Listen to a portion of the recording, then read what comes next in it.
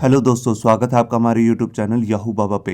ये हमारा PHP course से रिलेटेड 34 ट्यूटोरियल है और इस कोर्स में आप पीएचपी के मल्टी डायमेंशनल एरेज सीखने वाले हैं। यहाँ देखिए, यहाँ पर हमारे पास एक तरीके का टेबुलर फॉर्म में डाटा है और ये जो डाटा है ये एक एम्प्लॉयज़ का डाटा है, किसी कंपनी का डाटा, जिसके अंदर हमने एक एम्प्लॉय नंबर लिया है जिसको हम आईडी भी बोल सकते हैं, और एम्प्लॉयज़ के नेम है, यहाँ पर उनकी डेजिग्नेशन है और उनकी सैलरी है। अब इस तरीके का अगर आप डाटा सेव करवाना चाहते हैं तो उसके लिए हम यूज करते हैं मल्टी डायमेंशनल एरे। इसको पीएचपी के अंदर लिखने का तरीका कुछ इस तरीके से होगा। ये देखिए, यहाँ पर हमने एक ईएमपी नाम से, मतलब कि एम्प्लॉय नाम से एक वेरिएबल बनाया है और इसके अंदर एक एरे स्टार्ट किया। ये एक आउटर एरे है और इसके अंदर मल्टीपल एरेज आएंगे, इसीलिए हम इसे मल्टी डायमेंशनल एरे बोलते हैं। कई लोग इसे नेस्टेड एरे भी बोलते हैं। तो देखिए, जो ऊपर अलग अलग रोज आ रही हैं उनके लिए भी हमारे को हर रो के लिए एक अलग एरे बनाना पड़ेगा। ये देखिए, आप देख रहे हैं। इसी मल्टी डायमेंशनल एरे को लिखने का एक दूसरा तरीका भी है जो PHP 5.4 वर्जन में आया है, वो कुछ इस तरीके से है। ये देखिए, इस तरह के एरे में हम यहाँ पर एरे नहीं लिखते हैं और ना ही राउंड ब्रेसेस लगाते हैं। ये शॉर्ट फॉर्म है पिछले वाले फॉर्मेट की। यहाँ पर जस्ट हम स्क्वायर ब्रेसेस लगा देंगे। ये आउटर एरे की है जो आपको ग्रीन कलर में दिख रही है और इनर एरे की हमने ब्लू में दिखाई है आपको। ये देखिए, और जो ये एरे आपको फॉर्मेट दिख रहा है ये बेसिकली एक इंडेक्स एरे है। इसमें जो ये अलग अलग रोज आ रही हैं आप देख रहे हैं, ये अलग अलग इंडेक्स पे स्टोर होंगी। मान लीजिए जो ये हमारी पहली रो है इसका इंडेक्स बनेगा 0, दूसरी का बनेगा 1, तीसरी का 2 और चौथी का 3। ये जो भी आपको इंडेक्स दिख रहे हैं ये आउटर एरे के लिए हैं, जो आपको ग्रीन कलर में ब्रेसेस दिख रही है उनके लिए। और जब हम अंदर एक एरे में एंटर करेंगे, जो हमारा पहला एरे है यहाँ पर आपको दिख रहा है, इसके भी वैल्यूज जो है वो अलग अलग इंडेक्स पे स्टोर होंगी। देखिए, जो इसका आईडी है वो स्टोर होगा 0 पे, जो नेम है वो 1 पे, तीसरे पे यहाँ पर जो आपको यहाँ पे सेकंड दिख रहा है यहाँ पर उसकी डेजिग्नेशन आ जाएगी और लास्ट वाले में यहाँ पर उसकी सैलरी स्टोर हो जाएगी। और मान लीजिए अगर मैं किसी वैल्यू को प्रिंट करके देखना चाहता हूँ, जैसे यहाँ पर ये सलमान वर्ड आ रहा है, आपको नाम दिख रहा है, इसको मैं प्रिंट करना चाहता हूँ, तो यहाँ पर मैं बोलूँगा कि मेरे को एम्प्लॉय का दूसरी रो में दूसरा कॉलम देखना है, तो मैं उसको कुछ इस तरीके से लिखूंगा जैसे आप नीचे देख सकते हैं। यहाँ पर पहले यहाँ पर देखिए 2 ब्रेसेस आपको बार बार लगानी है, स्क्वायर ब्रेसेस, और पहले में आपका आएगा रो का इंडेक्स, मतलब कि यहाँ पर 1 आप देख रहे हैं। उसके बाद मेरे को यहाँ पर कौन से इंडेक्स की वैल्यू प्रिंट करनी है, तो यहाँ पर इसका जो इंडेक्स है सलमान का वो है 1। तो यहाँ पर आपको ब्लू में जो दिख रहा है वो है कॉलम और ग्रीन में जो दिख रहा है वो है रो। तो आइए अब देखते हैं प्रैक्टिकली हम इस तरीके के एरे को कैसे स्टोर कर सकते हैं और कैसे इसकी मल्टीपल वैल्यूज को प्रिंट करके देख सकते हैं। यहाँ देखिए, HTML के एडिटर में मैंने अपनी एक फाइल ओपन कर ली है array.php, और यही सेम फाइल मैंने अपने ब्राउजर में भी ओपन कर लिया। उसके लिए मैंने यहाँ पर लिखा लोकल होस्ट, फिर उसके बाद फोल्डर का नाम और लास्ट में हमारी फाइल array.php। और यहाँ पर देखिए, यहाँ पर मैंने एक वेरिएबल लिया है EMP और इसको मैंने मल्टी डायमेंशनल एरे बनाया है। यहाँ देखिए, जैसे कि मैंने आपको अभी स्लाइड में दिखाया था, ये बिल्कुल वैसे ही एरे है। यहाँ पर बाहर एक आउटर एरे है और इसके अंदर अलग अलग रोज के लिए मैंने इनर एरे बनाया है। ये देखिए, ये एक पहला एरे है, ये दूसरा एरे और ये तीसरा और ये चौथा। अब इसकी वैल्यूज को अगर मैं एक साथ प्रिंट करके देखना चाहता हूँ तो उसके लिए मैं यहाँ पर अपना प्रिंट आर फंक्शन भी यूज़ कर सकता हूँ, जो मैं टेस्टिंग के लिए यूज़ कर सकता हूँ। इसके अंदर आकर मैं सबसे पहले अपना जो वेरिएबल एरे है उसको प्रिंट कर लेता हूँ EMP। मैंने फाइल को सेव किया और ये देखिए, ये फॉर्मेट थोड़ा सा अनरीडेबल बन रहा है, तो इसके लिए मैं यहाँ पर प्री टैग लगा लेता हूँ। इससे पहले उसके लिए मैंने यहाँ लिखा इको और यहाँ कोड्स के अंदर आकर मैं अपना प्री टैग लगा लेता हूँ। इसी को कॉपी करके मैं लास्ट में यहाँ डाल के इसको क्लोज कर देता हूँ। ये मेरा प्री टैग क्लोज हो गया। यहाँ पे मैंने फाइल को सेव किया और यहाँ के रिफ्रेश किया और ये देखिए, यहाँ पर हमारा जो एरे है वो बिल्कुल सही फॉर्मेट में प्रिंट हो रहा है। यहाँ पर देखिए, जो बाहर वाला एरे है उसके हर इंडेक्स पे एक एरे स्टोर हो रहा है। देखिए, 0 इंडेक्स पे ये वाला एरे स्टोर है, 1 इंडेक्स पे ये वाला एरे स्टोर है, इसी तरह दूसरे नंबर पे ये वाला, तीसरे पे ये वाला, और इसके अंदर जो एरे आ रहे हैं उनके भी हर इंडेक्स पे अलग अलग वैल्यू स्टोर हो रही है, जो आपको यहाँ पे दिख रही है। तो यहाँ पर प्रिंट आर फंक्शन को यूज करके आप मल्टी डायमेंशनल एरे को अच्छी तरीके से समझ सकते हैं, जैसे कि आपको यहाँ पे दिख रहा है। अब इसके अंदर की किसी वैल्यू को मैं प्रिंट करके दिखाता हूँ। मान लीजिए ये पहले रो की वैल्यूज आ रही है, इन सबको मैं प्रिंट करना चाहता हूँ, तो उसके लिए मैं यहाँ पर लिखूंगा इको और यहाँ पर मैं अपना जो वेरिएबल एरे है उसका नाम ले लेता हूँ EMP, और उसके बाद मैं यहाँ पर 2 बार स्क्वायर ब्रेसेस लगाऊंगा। ये देखिए, पहली वाली जो है वो आउटर के लिए और दूसरी वाली इनर के लिए। तो देखिए, यहाँ पर मैंने जैसे लिखा, मेरे को पहली रो को प्रिंट करना है तो यहाँ पे मैं लिखूंगा 0, और उसके भी पहले वैल्यू को मेरे को प्रिंट करना है तो वो भी 0 इंडेक्स पे। आप देख सकते हैं जो 1 है वो 0 इंडेक्स पे, आप यहाँ पे राइट साइड में देख रहे हैं, तो यहाँ पर भी मैं इसको 0 ले लेता हूँ।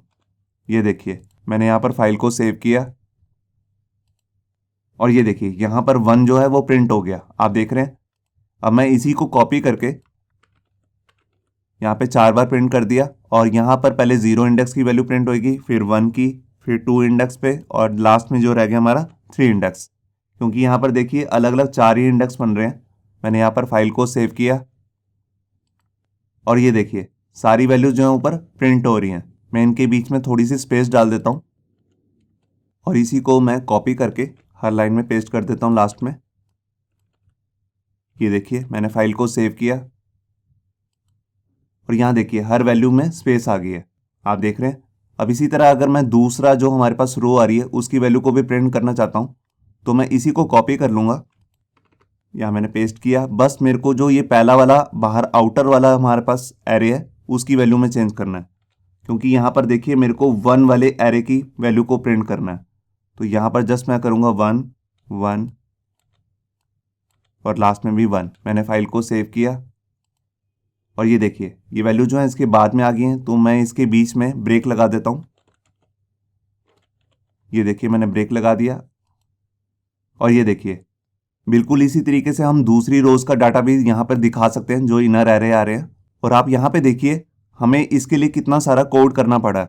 तो यहाँ पर हम इस कोड को कम कर सकते हैं लूप को यूज करके। तो सबसे पहले मैं आपको यहाँ पे फॉर लूप को यूज करके दिखाता हूँ। उसके लिए मैं लिखूंगा फॉर। यहाँ पर मेरे को 2 एरे बनाने पड़ेंगे, मतलब कि नेस्टेड एरे। एक आउटर एरे बनेगा जो रोज का काम करेगा, और एक इनर एरे बनेगा जो अंदर वाले कॉलम्स को प्रिंट करने के लिए बनेगा। तो मैंने आउटर एरे के लिए यहाँ पर एक वेरिएबल ले लेता हूँ जिसका नाम मैं रो ही रख देता हूँ, जिसको समझना भी आसान हो जाएगा। यहाँ पे मैंने रो की वैल्यू ले ली 0, और मेरे को रो जो है लेस देन 4 तक चलाना है, क्योंकि इसमें 0 1 2 3 तक ही वैल्यू चलेंगी। और उसके बाद मैंने रो को इंक्रीमेंट कर दिया। अब इसके अंदर आकर मेरे को एक और लूप बनाना है फॉर का ही, तो मैं इसी को कॉपी करके इसके अंदर पेस्ट कर देता हूँ, और यहाँ पर वेरिएबल का नाम चेंज कर देता हूँ। उसके लिए मैं लिख देता हूँ यहाँ पे कॉल। कॉल मतलब कॉलम। ये देखिए इसको भी मेरे को 4 ही बार चलाना है। आप देखते हैं अंदर भी 4 ही वैल्यूज आ रही हैं, तो इसको भी मैं 4 बार ही चलाऊंगा। अब मैं इसके अंदर आकर वैल्यूज को प्रिंट कैसे करना है उसको दिखाता हूँ। तो उसके लिए देखिए मैंने यहाँ पर लिखा इको, और यहाँ पर अपना वेरिएबल का नाम ले लिया EMP, और इसके बाद मेरे को 2 बार स्क्वायर ब्रैकेट लेनी है। पहली वाली स्क्वायर ब्रैकेट के अंदर मेरे को यहाँ पर वेरिएबल रो को यहाँ पर डालना है, क्योंकि ये पहले रो में एंटर करेगा, उसके बाद ये कॉलम की वैल्यू को यहाँ पे प्रिंट करेगा। ये देखिए मैं इसके बाद थोड़ा सा स्पेस भी डाल देता हूँ। ये देखिए मैंने फाइल को सेव किया, और यहाँ देखिए सारा डाटा जो है वो प्रिंट हो गया, मगर अभी रीडेबल फॉर्म में इतना नहीं है। तो उसके लिए मैं क्या करता हूँ, जैसे ये कॉलम का लूप जो खत्म होगा उसके बाद मैं यहाँ पर ब्रेक लगा देता हूँ, और यहाँ पर आकर मैंने ब्रेक टैग लगा लिया। ये देखिए मैंने फाइल को सेव किया, और नीचे जाकर जो मैंने ये कोड लिखा था इसको मैं रिमूव कर देता हूँ। अब इसकी कोई ज़रूरत नहीं है। मैंने फाइल को सेव किया, और ये देखिए हमारा सारा डाटा जो है प्रॉपरली वर्क कर रहा है। तो ये चल कैसे रहा है, बेसिकली जब पहला लूप चलेगा तो वहाँ पर वैल्यू आएगी 0, मतलब कि पहली रो में एंटर कर गया। उसके बाद उसके सारे कॉलम्स की वैल्यू प्रिंट होंगी 0 से लेकर 3 तक। यहाँ पर वैल्यू चेंज होती रहेंगी। फिर उसके बाद इंक्रीमेंट होगा, दूसरी रो में एंटर कर जाएगा, मतलब कि जो ये दूसरी रो है इसके अंदर, और इसके अंदर आकर कॉलम्स की इसकी सारी वैल्यूज प्रिंट हो जाएंगी। पहले इसका ID, फिर नेम सलमान, फिर उसका डेजिग्नेशन, फिर लास्ट में उसकी सैलरी। जो ये हमारा मल्टी डायमेंशनल एरे है, इसके लिए हम फॉर ईच लूप का यूज़ भी कर सकते हैं, जिसको यूज़ करना बहुत ही ज़्यादा आसान है। उसमें ये भी आपको काउंट करने की ज़रूरत नहीं है, जैसे हमने यहाँ पर लिखा 4 और 4। तो देखिए उसको कैसे बनाना है। मैं इसको रिमूव कर देता हूँ, और यहाँ पर लिखता हूँ फॉर ईच, और यहाँ पर मेरा जो वेरिएबल है EMP उसको मैं लिख लेता हूँ एज। यहाँ पर मेरे को एक वेरिएबल लेना है जिसके अंदर उसकी वैल्यू आती रहेंगी। तो यहाँ पर मैं V1 करके एक वेरिएबल ले लेता हूँ, और इसके अंदर आकर मेरे को एक और लूप बनाना है, क्योंकि अंदर देखिए एक और एरे है। तो उसके लिए मैं इसी को कॉपी कर लेता हूँ, और इसके अंदर आकर पेस्ट करके यहाँ पर जब मैं पहली रो में आ गया तो पहली रो किस में आई है, V1 में। तो यहाँ पर मेरे को $V1 लिख लेना है। अब उसके अंदर जो उसकी वैल्यू को मेरे को रिपीट करना है, तो यहाँ पर मैं एक दूसरा वेरिएबल ले लेता हूँ जिसका नाम रख देता हूँ V2, और इसको अंदर आकर मैं इको करूँगा। ये देखिए, और साथ में मैं इसके स्पेस भी दे देता हूँ। ये देखिए अब जैसे ही इस लूप से निकले मैं चाहता हूँ कि इसमें ब्रेक भी लग जाए, तो यहाँ पर मैं ब्रेक भी लगा लेता हूँ, जैसा मैंने अपने पिछले लूप में दिखाया था आपको फॉर लूप में। ये देखिए मैंने फाइल को सेव किया, और यहाँ देखिए अभी भी हमारा जो लूप है बिल्कुल सही काम कर रहा है। तो फॉर ईच लूप को as compare to for loop arrays के लिए यूज करना बेस्ट है।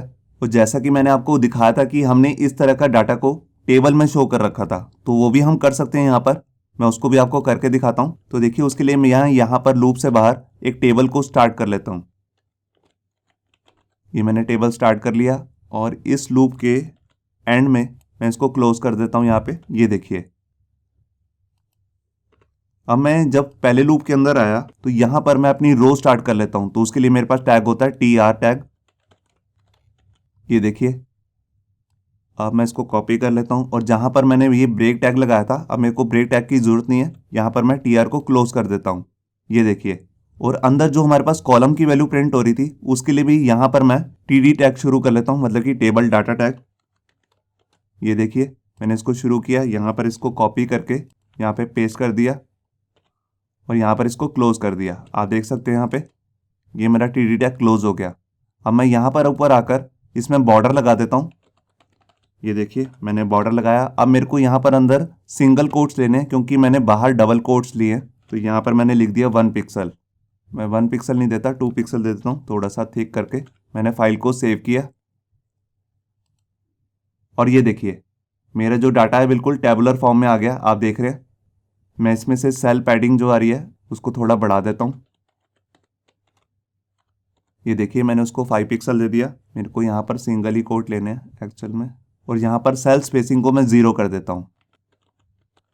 ये देखिए अगर आपको ये नहीं पता सेल पैडिंग और सेल स्पेसिंग तो मैं ऊपर आई बटन पे इसका एक लिंक दे दूंगा जहाँ से जाके आप हमारी वीडियो देख सकते हैं कि टेबल को हम कैसे यूज़ करते हैं। तो देखिए मैंने फाइल को यहाँ पे सेव किया और ये देखिए ये जो हमारा डाटा है बिल्कुल टेबुलर फॉर्म में आ गया है। अगर आप ऊपर हेडिंग भी देना चाहते हैं तो वो भी आप दे सकते हैं। तो उसके लिए मेरे को लूप से बाहर ही यहाँ पर इको लगा लेता हूँ। इसके लिए मैं यहाँ पर एक TR टैग ले लेता हूँ और उसके अंदर TH टैग दूंगा। इस TH टैग के अंदर आकर मैं अपनी हेडिंग ले लेता हूँ, जैसे एम्प्लॉय ID। मैं इसी को कॉपी कर लेता हूँ। यहाँ पर आ गया एम्प्लॉय नेम, डेजिग्नेशन और लास्ट में आ गई उसकी सैलरी। ये देखिए मैंने फाइल को सेव किया। यहाँ पर देखिए पहले मैंने टेबल बनाया, उसके बाद यहाँ पर हेडिंग रख ली है और नीचे मैंने यहाँ पर लूप चला दिया है टेबुलर फॉर्म को दिखाने के लिए। मैंने फाइल को सेव किया और यहाँ पर रिफ्रेश किया। ये देखिए मैं इस फॉन्ट को थोड़ा सा छोटा कर देता हूँ। ये देखिए यहाँ पर ऊपर हेडिंग्स आ रही हैं और नीचे जो टेबुलर फॉर्म में सारा डाटा आपको दिख रहा है। आप देख रहे हैं। तो इस तरह हम एक्चुअल लाइफ में एरेस को और फॉर ईच लूप को यूज़ करते हैं। इससे नेक्स्ट वीडियो में हम सीखेंगे मल्टी डिमेंशनल एसोसिएटिव एरे। अभी आपने इंडेक्स एरे देखे थे इस वीडियो में। इससे नेक्स्ट वीडियो में आपको दिखाने वाला हूँ कि मल्टी डिमेंशनल एसोसिएटिव एरे भी होते हैं, उनको स्टोर और उनको प्रिंट कैसे करते हैं। होप सो आपको ये हमारा वीडियो ट्यूटोरियल अच्छा लगा होगा। अगर अच्छा लगा है तो वीडियो को प्लीज़ लाइक करना मत भूलिए। अगर आप ऐसे ही रेगुलर अपडेट चाहते हैं तो हमारे चैनल याहू बाबा को सब्सक्राइब करना मत भूलिए। Thank you.